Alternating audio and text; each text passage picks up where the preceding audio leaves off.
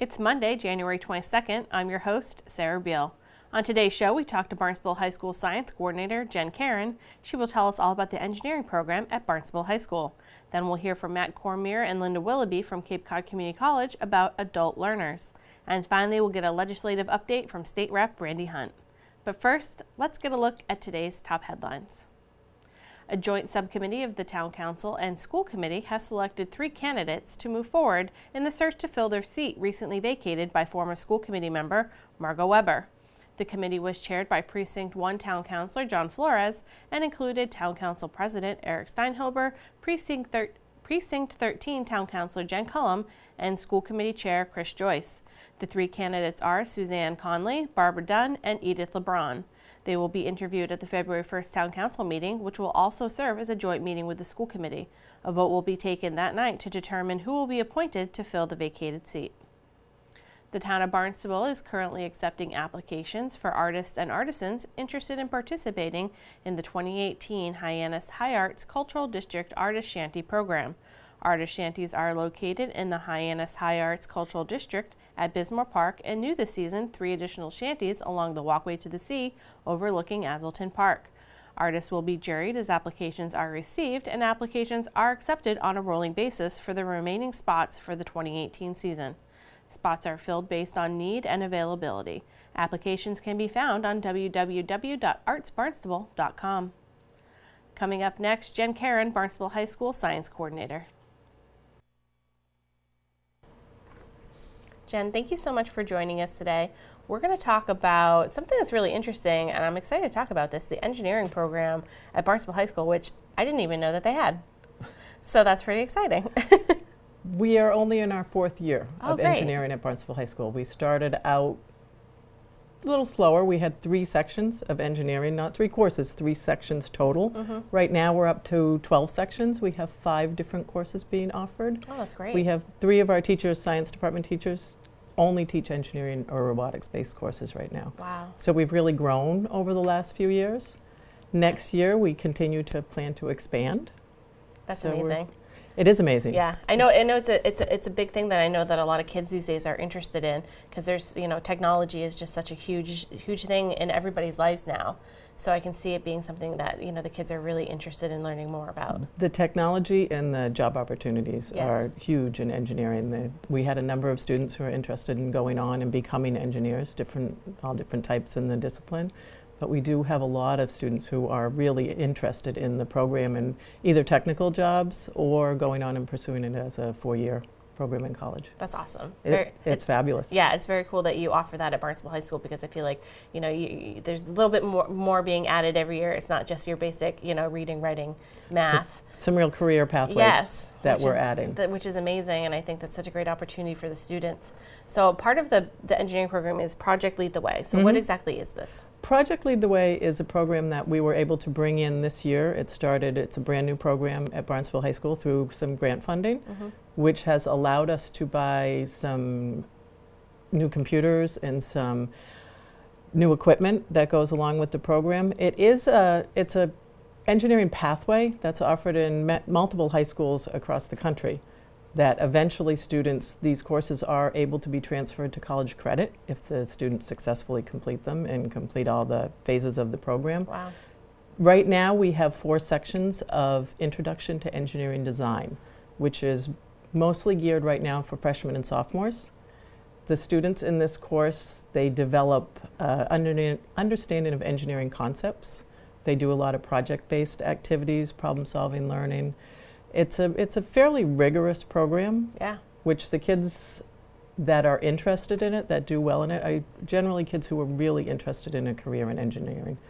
They also do learn, though. They learn research, they learn problem-solving skills, they work with groups, communication. It's a very interesting new program for us at Barnstable High School. That's excellent. Now, speaking of that kind of brings me to this beautiful bridge we have sitting in front of us. This was not part of the Project Lead the Way. This was from last year. Oh, Since okay. Project Lead the Way is so new to us, Okay. the students at this point, we're just taking midterms right now. Oh, okay. So the students right now are still working on, they've done some smaller projects, but they work on more towards the skills. They use 3D modeling software Oh, cool. that the grant has allowed us to bring into Barnstable High School. They use laser cutters, 3D printers, CNC machines. So they're learning those skills right now, along with the technical aspects and the integration of math into engineering, which they will then, toward later on in the year, put it all together for a project that puts all the skills together. Right, so this is a project that was made last year. This is a project last year from one of our other engineering courses that we offer. I still want to talk about it because I think it's absolutely amazing. This was made with copy paper and glue. And glue, yes. And that's it. Yes. And they were given parameters of what they had to do. They were given criterias and constraints of Yep. what it needed to span 16 inches. It was a competition, and the goal was to hold as much weight as possible. Wow. This one, I've been told, held over 200 pounds. Wow. And it's just copy paper and glue. Copy paper and glue. That's amazing. So and the research that you were saying that, you know, they were looking at types of bridges and things that they could build to create this. So they use the engineering design process, which is part of all of our engineering courses, that the kids practice the whole process, and they build prototypes, and you know, they keep trying and go back and try again and research, and they've made some fabulous projects. That's amazing. It's so cool. I can't even. It just kind of reminds me of like when I was in school. We had Odyssey of the Mind, and it was kind of a similar type of thing, and we had to do things like that. But I feel like this is like next level. This is a little more career ready, yes. a little more technical, a little more math research based. But it's really interesting. And then we have this robot over here. We do, which is this is kind of the kids in 8th grade have an 8th grade elective, which is a semester robotics course, which I know it looks. As I was saying, it looks a little rough, but when you think about it, it's not from a kit. Right. The kids, they use Arduino it's a microprocessor, which they code, they write all the coding, they connect it to an app, which is on a phone. And the goal of this robot was to knock over and pick up blocks. So they have a goal. They don't have a kit. They have to put everything together. Again, they use this was the 3D printer. They used the laser cutter. And this is the culmination of all the skills. They've learned wiring. They've learned coding. And this is in the 8th grade. That's amazing. So these are the kids that we are then hoping that will move on to the engineering pathway with the Project Lead the Way. That's amazing. This is so great. It's amazing. Yeah. And we're going to continue to add to it. Next year we will be offering Principles of Engineering, which is the next step in the pathway, where the kids go a little bit deeper into some of the things such as machine system, fluid powers, get a little more depth into the engineering process. And then we continue from there. Those are your base courses. And then depending on what the students are interested in, some of the things they can do are aerospace engineering. There's a civil engineering and architecture, digital electronics. And again, we'll decide what we're going to offer based upon the student interest of those students who have completed the first 2 courses. Wow, that's awesome. And again, they can get college credit for it. Wow. And imagine that on your your college transcript if you're looking at an engineering program, which is very competitive. Yeah. We're offering the kids the background. It really will. That's amazing. Well, thank you so much, Jen, for coming in and telling us all about this.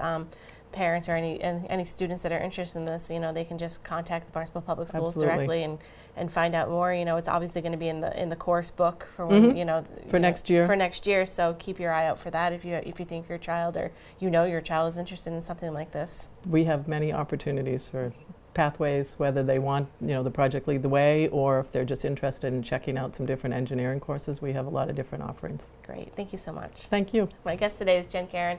She is the BHS Science Coordinator in Barnstable Public Schools. Coming up, State Rep Randy Hunt, but first Linda Willoughby and Matt Cormier from Cape Cod Community College.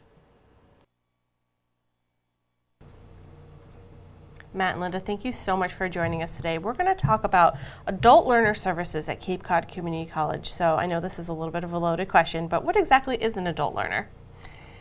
An adult learner is typically a non-traditional student, probably over the age of 23, 24, 25, and we have students up into their 70s. Wow, that's amazing. Yeah. Yeah, it's great that there's such a, Cape Cod Community College is such an inclusive place that you have adult learners that are, like you said, 22, 23, 24, all the way up into their 70s. So that's wonderful. What kind of services do you offer to adult learners?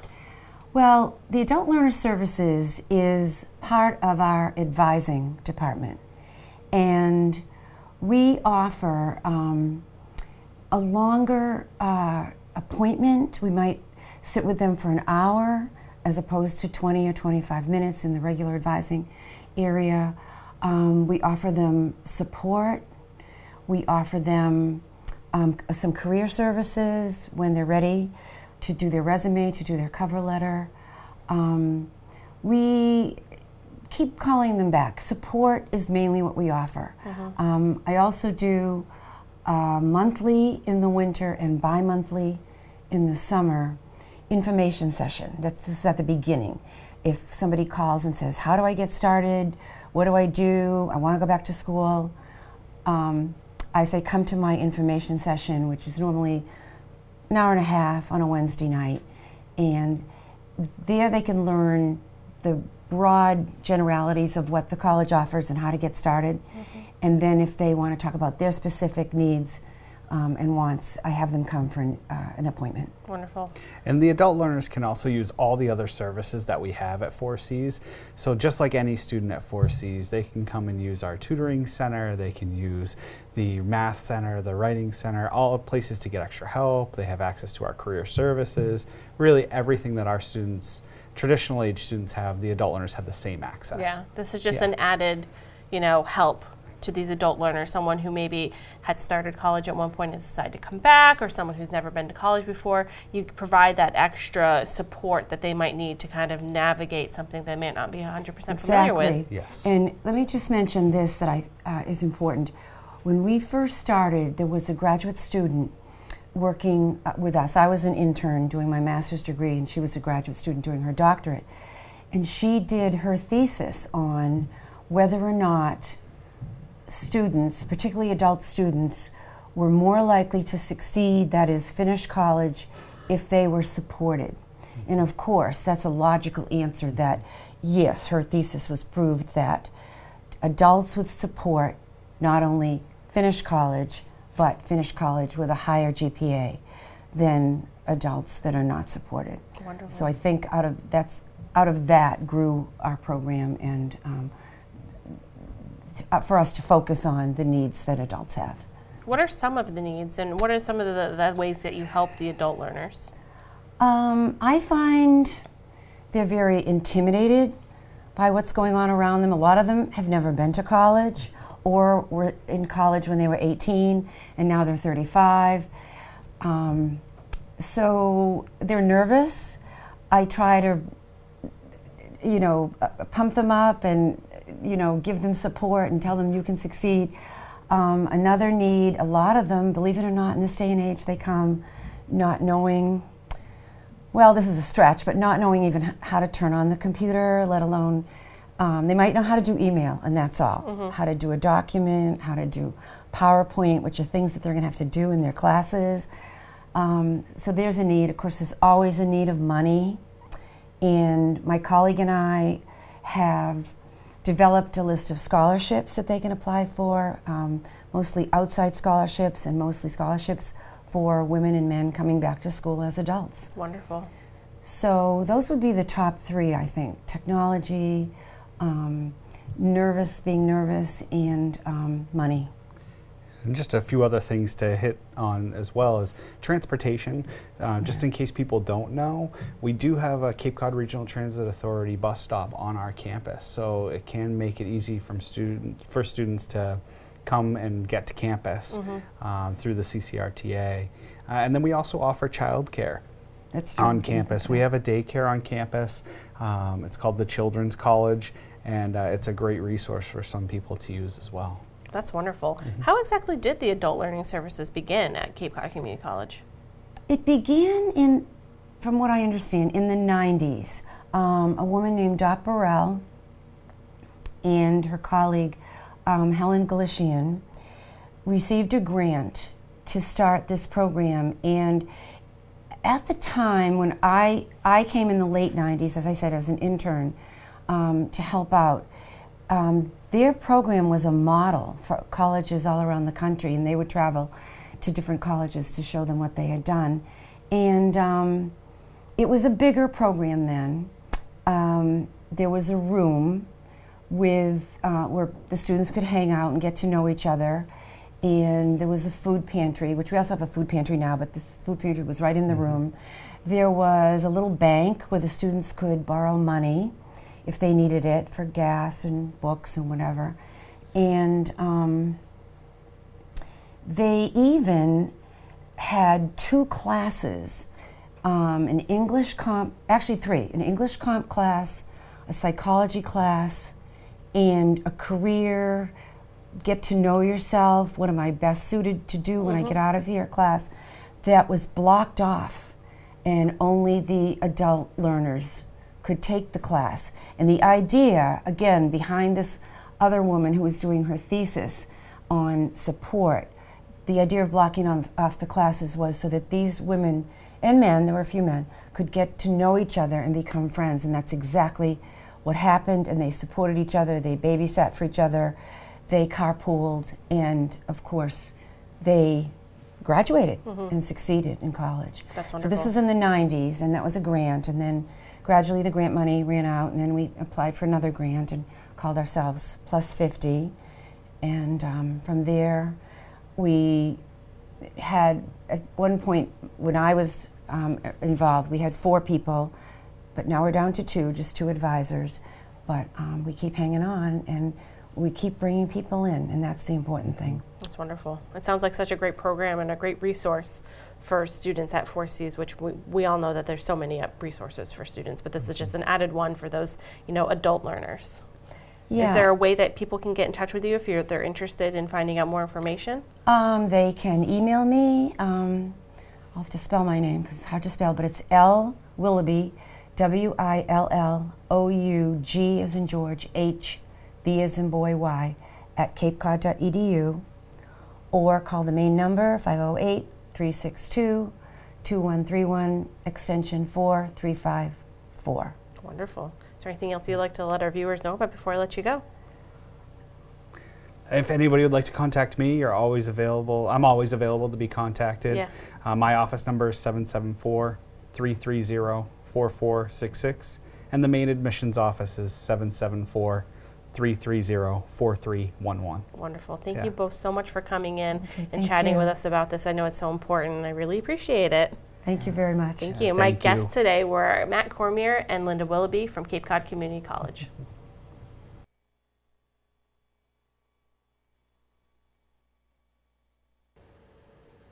Randy, thank you so much for joining us today. It's been a little bit since we've chatted, and I wanted to kind of focus on a couple of things today. The first thing I want to talk about is, because we didn't talk to you in December, is that you had a perfect voting record in 2017, which I think is a pretty cool thing. Well, it's one of the things that we do, Sarah, is participate in our formal sessions where we're expected to press the green button or the red button.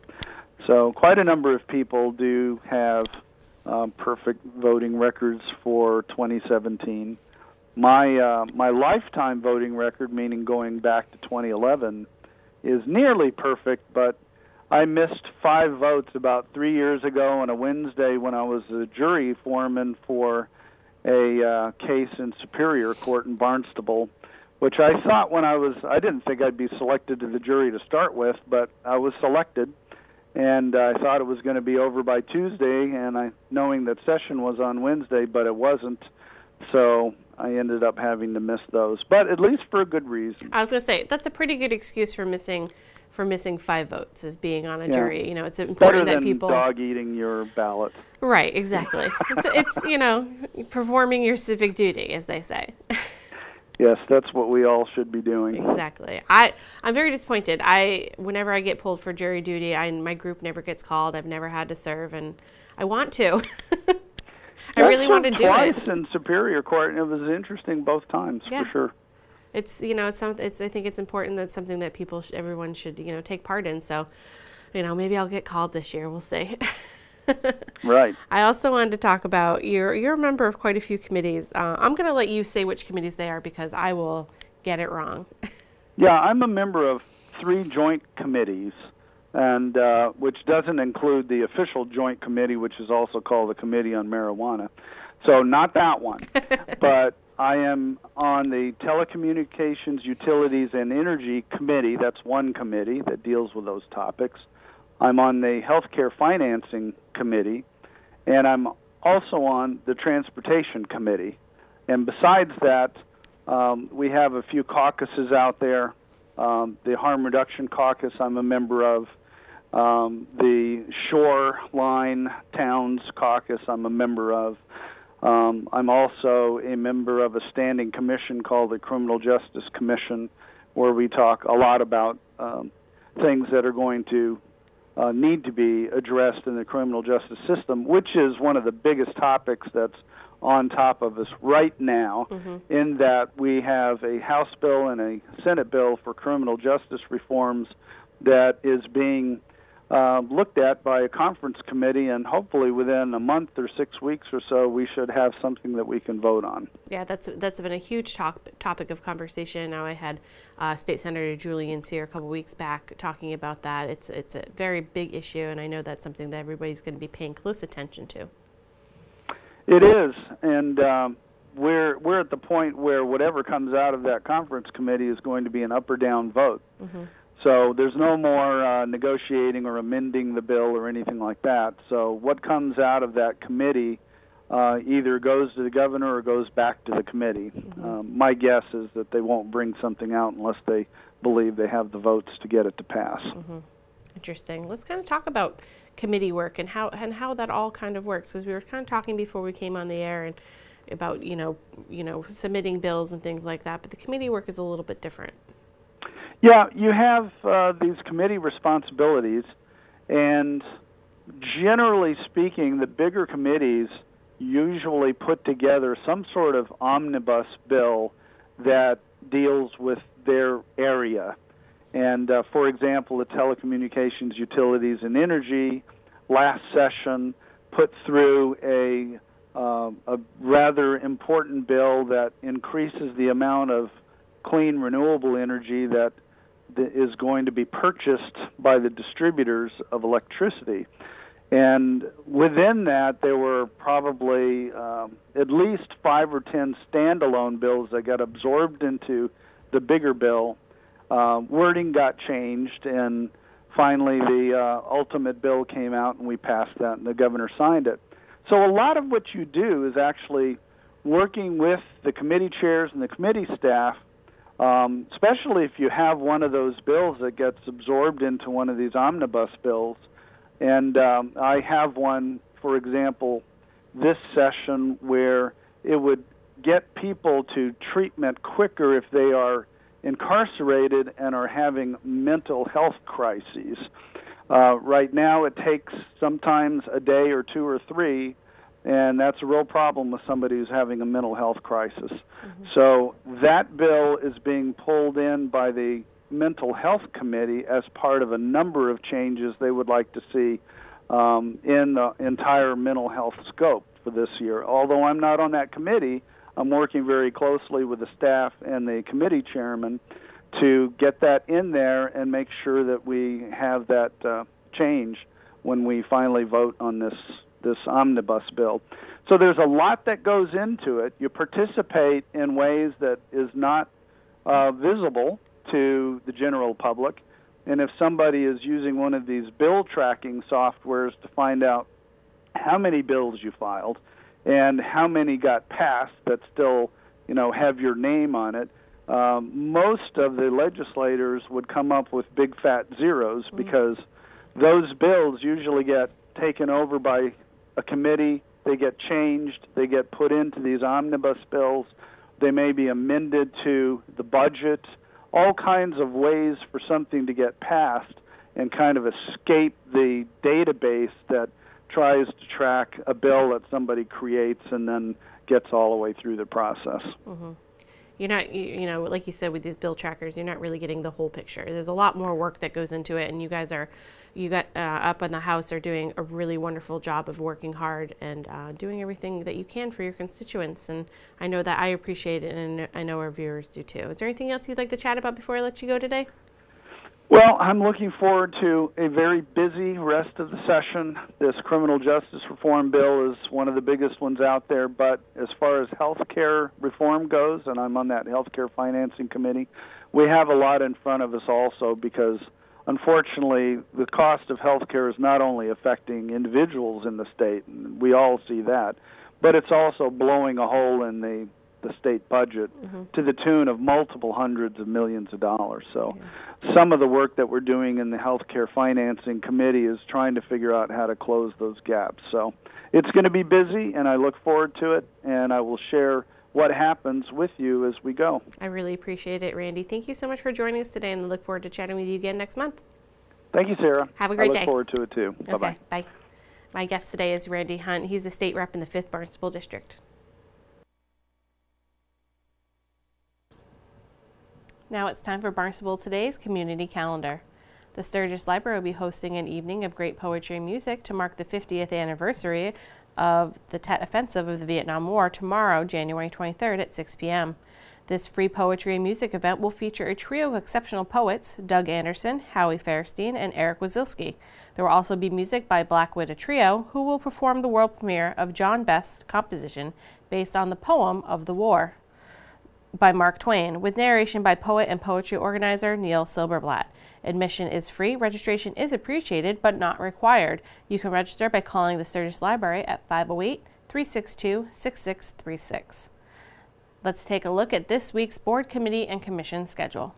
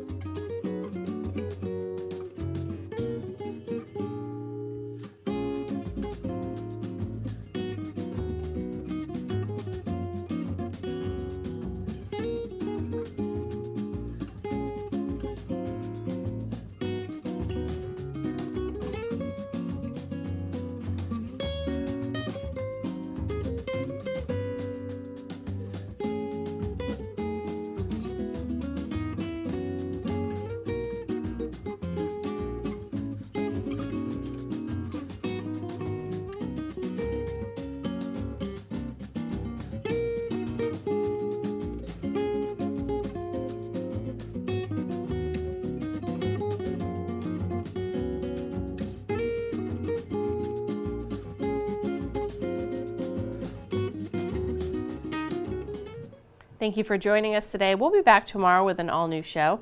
On tomorrow's show, we'll talk with Consumer Affairs Supervisor Liz Hartsgrove, Assistant Director of Senior Services Donna Burns, and Assistant DBW Director Rob Steen. For Barnstable Today, I'm Sarah Beal.